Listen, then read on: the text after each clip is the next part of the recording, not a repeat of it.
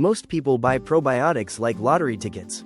We hope today is the day our gut finally behaves, our bloating disappears, and our life stops revolving around bathrooms. But here's the awkward truth. Probiotics isn't a magic category. It's a tool that only works when the strain, the dose, and the problem actually match. So today we're doing the adult version of gut health.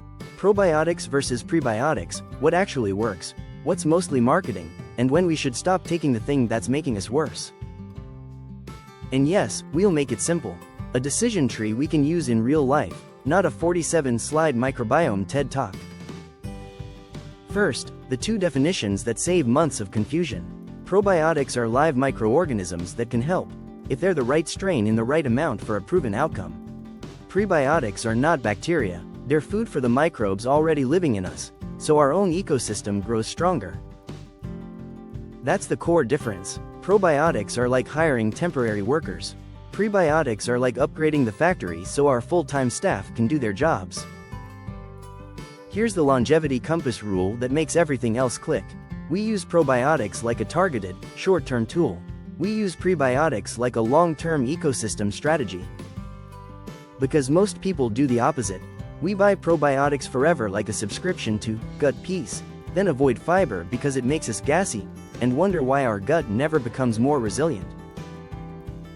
Now let's crush the biggest myth first, the CFU flex. CFU means colony-forming units, and brands love to turn it into a contest. 50 billion, 100 billion, 200 billion. Like they're selling a bacterial stadium tour. But more CFUs is not automatically better. The effective dose depends on the strain and the product, and there is no universal, best CFU. A massive number with no strain match is like hiring a huge staff with no job description. Another label trap. CFUs at time of manufacture. That's cute. We don't swallow the factory. We swallow the capsule months later. We want viable count at the end of shelf life, plus storage instructions that make sense. Now let's build the decision tree. Step 1. What problem are we trying to solve? If we can't name a target symptom, we probably don't need a probiotic.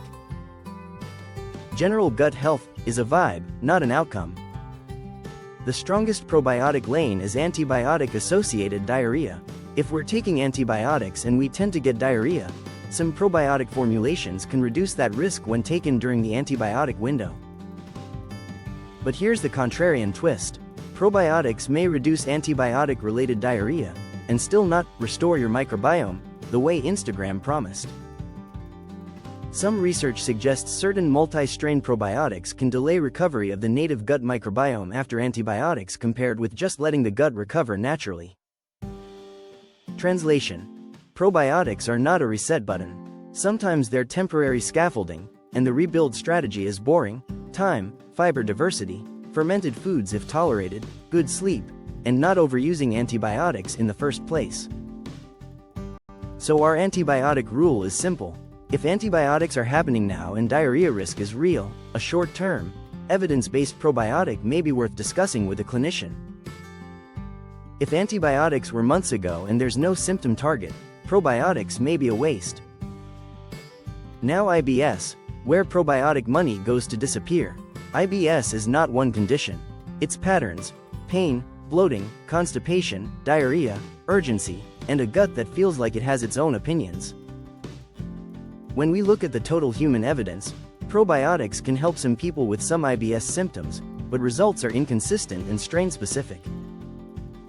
That's why the smartest approach is a time-limited trial with one target symptom, not blind daily use forever. If our main problem is bloating, we track bloating. If it's stool consistency, we track stool. If it's pain, we track pain.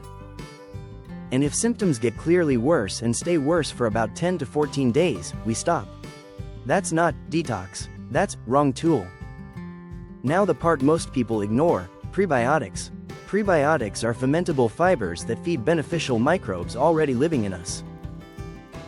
When those microbes ferment them, they create compounds that support gut barrier function and signaling, which is why prebiotics often make more sense long-term. But prebiotics have a personality. Too much, too fast can turn gut health into a balloon animal situation. So our prebiotic rule is, start low, climb slowly, and don't treat more like better. For constipation, we start even more basic. Hydration and electrolytes, daily movement, and total fiber from food come first. Then we layer in prebiotic foods and fibers gradually, because dumping fermentable fiber into a dehydrated, sedentary gut is how we get bloating without results. Now fermented foods, because this is where people get confused by the word natural. Fermented foods can contain live microbes, but fermented does not automatically mean probiotic therapy. Some products are heat-treated after fermentation, which can reduce live cultures. Still, fermented foods can be a great long-term strategy if we tolerate them.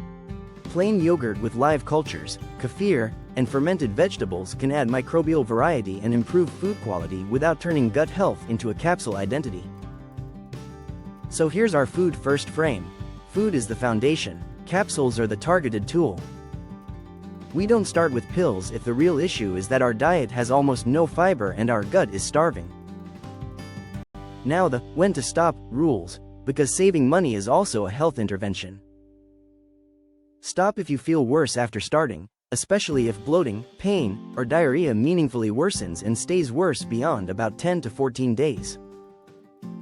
Stop if you're taking a product just because, with no symptom target and no measurable benefit. Stop if you keep adding gut products and you can't tell what helped or hurt. And pause or avoid probiotics if you're in a high-risk medical group unless cleared by your clinician. In healthy adults, probiotics are usually low risk. But in immunocompromised or medically fragile people, live microbes are a different risk conversation. Now the 14-day rule, the simplest system we can actually stick to. Any gut capsule gets 2 weeks to earn its spot. Day 1. Write down baseline. Bowel movements per week, Bristol stool type, bloating 0 to 10, pain 0 to 10, urgency, and whether sleep is getting interrupted. Days 1 to 14, keep everything else as stable as possible. One product at a time, consistent dosing. If we change 5 variables, we learn nothing. Day 14 checkpoint. Worse? Stop. No change and it's expensive? Stop. Clear improvement? Keep going for another couple weeks and reassess. The goal is clarity, not a lifetime subscription. Here's our simple longevity compass gut framework. Match the tool to the job. If the job is antibiotics right now, a short-term probiotic may help reduce diarrhea risk.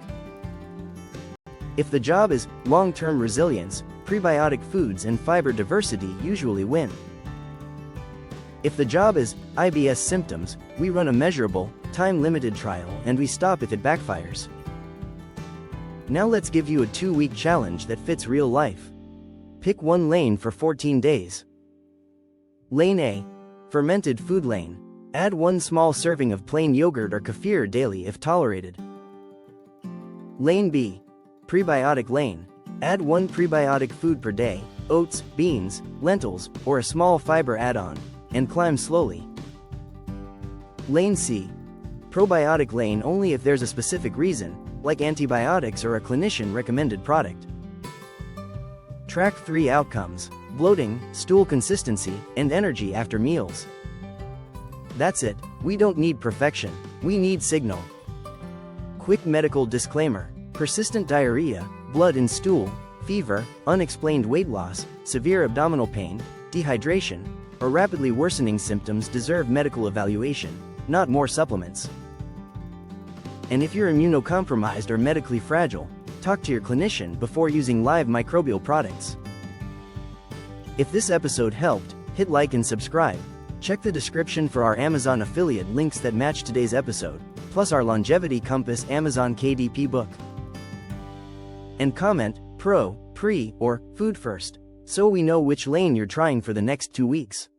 We'll be in the comments with you.